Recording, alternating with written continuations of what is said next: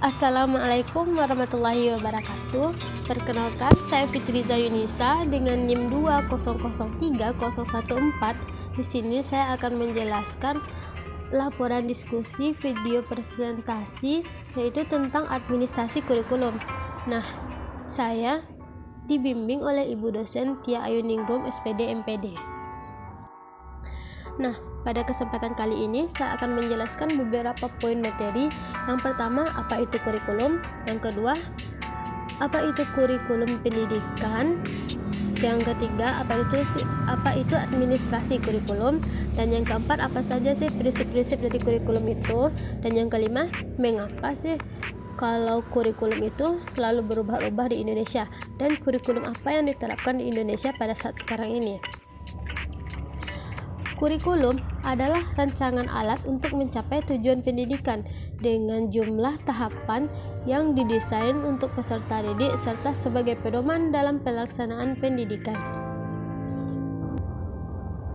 Yang kedua, di tingkat satuan pendidikan, kurikulum merupakan suatu bahan pengalaman belajar siswa dengan segala pedoman pelaksanaan yang tersusun secara sistematik dan dipedomani oleh sekolah dalam kegiatan mendidik siswa, di mana kurikulum ini memuat isi dan materi pembelajaran, kurikulum sebagai rencana pembelajaran, dan kurikulum sebagai pengalaman belajar siswa.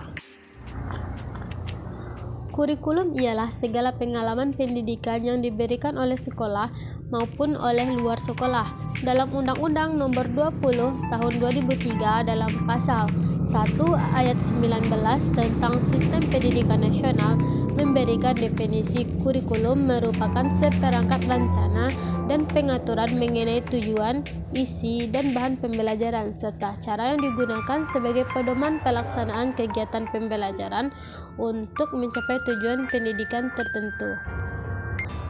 Selanjutnya, prinsip kurikulum. Prinsip kurikulum ini ada 5 prinsip.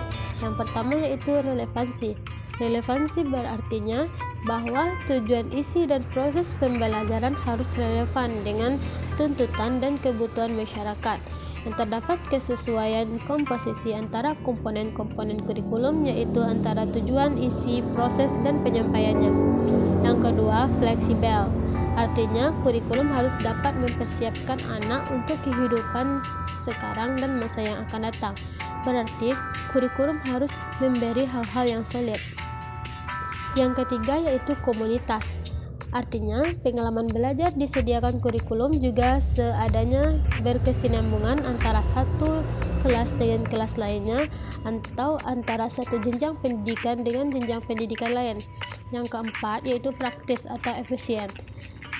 Artinya, kurikulum harus praktis, mudah dilaksanakan, menggunakan alat-alat sederhana, dan biaya yang mudah.